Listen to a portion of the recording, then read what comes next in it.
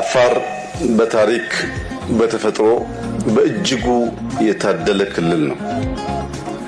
ይህ የምታዩት የፓልም ፋርም ብዙ ቦታ ልዩ ልዩ ጫካዎች፣ ዛፎች፣ ደኖች አይታችሁ ሊሆን ይችላል።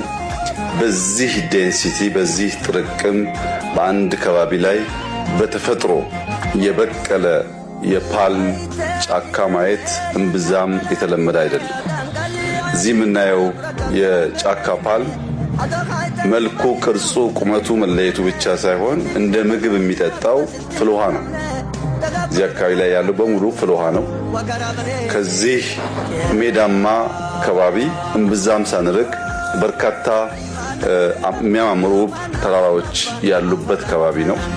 ውሃው፣ ተራራው፣ ዛፉ ልዩ የሆነ የሳር ዝርያ አይነቱ በሙሉ ለሺህ ዓመታት እዚህ ቦታ ነበር።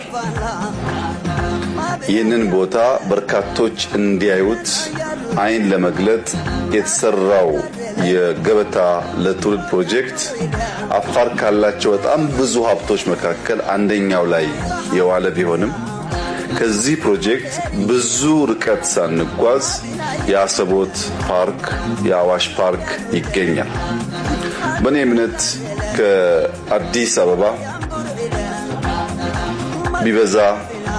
ቢበዛ 2 ሰዓት መንገድ ተነድቶ ሊታይ የሚችል 2 ትላልቅ ፓርክ ሳፋሪ ሊደረግበት የሚችል ከባቢ ብዙ ያለ አይመስለኝም።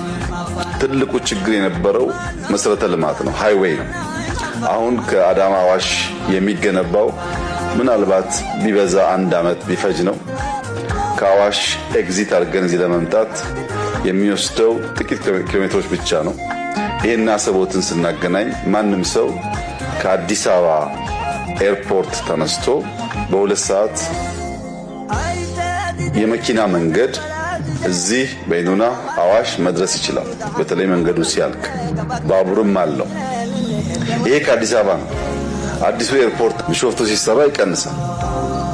ከቢሾፍቱ ኤርፖርት 2 ሰዓት ባልሞላ ጊዜ ውስጥ በእንደዚህ ባለው ስፍራ መጥቶ ፓርኮች ለማየት እና ብዙ የተፈጥሮ የዱር አራዊት ለማየት መታደል የብዙዎች ፍላጎት ነው። እኛም አቅማችን እያደገ ሲሄድ የምንሻው